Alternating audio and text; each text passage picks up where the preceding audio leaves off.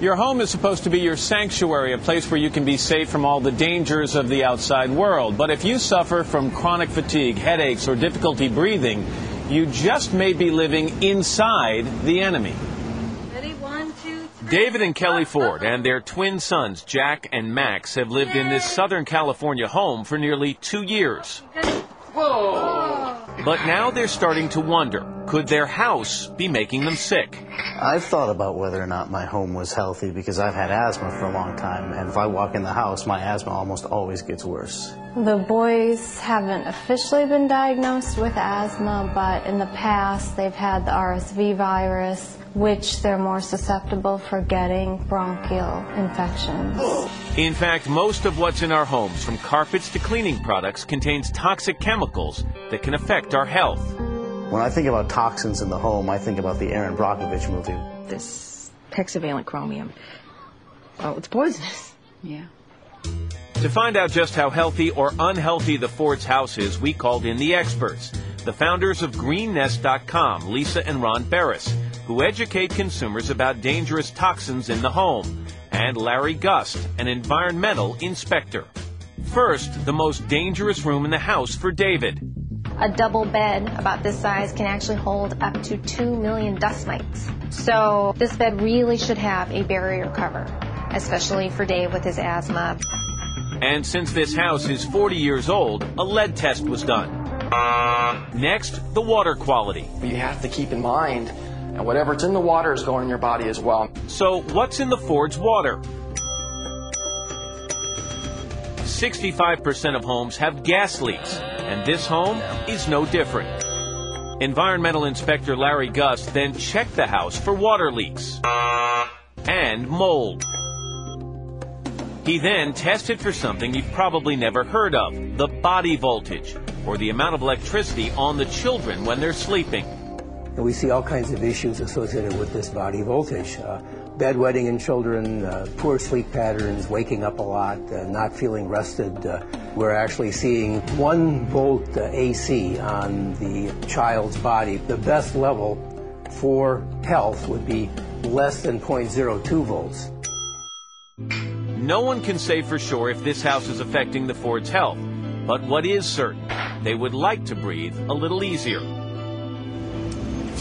David and Kelly Ford are at home in Southern California. As we mentioned, Ron and Lisa Barris are the founders of GreenNest.com, and Lisa's also the author of a children's book called My Body, My House. Good morning to everybody. Good morning. So Lisa, before we check in with David and Kelly, okay, why don't you give me the verdict? Exactly how healthy or unhealthy is their home? Okay, well, unfortunately, their house is not healthy. The reasons are basically this, and this is typical of most homes. We found contaminants in the water linked to cancers and heart problems and more diseases. We found high body voltage in the nursery because of electrical wiring in the wall near the cribs. We found a gas leak in the water heater that they didn't even know was there.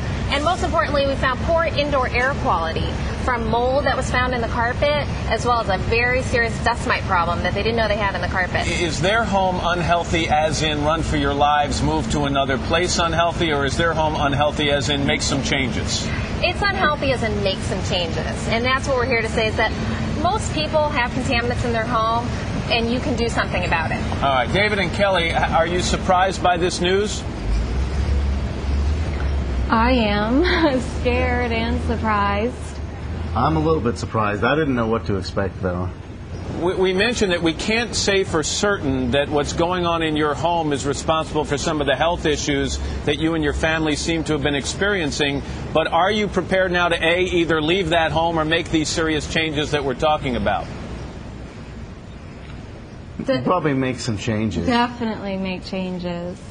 All right, Lisa, let's talk about some of the changes they can make, and let's start with what I'm standing next to right here. We've got a purifier, right? Right. This is a HEPA air purifier, and this is what I would recommend for Dave and Kelly. Most people just don't know that the air inside their home is more polluted than the outdoor air. And by the way, you got to change the filters on these things. I mean, you can't just have one forever because after a while you're not doing any good. That's right, and that's a big problem with people. So you got to change your pre-filter once a year and the HEPA once every 5 years. Absolutely. And that particular filter right there has a true medical grade HEPA, which removes over 99% of particulates out of the air. And unlike a lot of other purifiers, it also removes gases, chemicals, and odors. So very important. These are special models actually made for babies in kids' rooms, right? Yep, these are called baby's breath. And childhood asthma is the most chronic disease with children right now. So this is really important. We're finding babies are already being born with over 200 chemicals in their blood. They need clean air. How much is something like this? This is $300. Yep. Okay, these are filters for water for your shower. How expensive is something like that? Between $30 and $50. People don't realize this. They're drinking water. People are worried about drinking water, but your shower contains 50% of the chlorine intake you take in a day. A real simple thing to do is get a shower filter. It removes the chlorine gases that you're breathing in. Your shower can be like a gas chamber. One of the things we learned in the piece is that we're all cleaning our homes with products that perhaps we should take a second look at. Absolutely. Manufacturers aren't required to label the ingredients in their cleaning products, so you don't know what you're getting when you look at the label. There's not a lot of long-term testing on these chemicals. A lot of them are carcinogenic. And we're breathing this in, especially with Dave who has asthma and his kids who are prone to it. You need to be really careful and use non-toxic cleaning products. And what about this whole candle idea? I mean, a lot of people bring candles in the house and think, okay, I'm getting kind of a beautiful scent in my house. It's improving quality of life, and yet some of them are made with products that are actually harming you. Right, and what you just said there, a scent. Everybody loves a great scent. But most scented candles are made with petroleum-derived, chemically manufactured scents. So guess what? You're breathing this in as it's getting into the air. You need to be really careful. Try to use a non-scented candle with a vegetable-based wax. Ron, a lot of people watched that piece and they said, the body voltage? I know.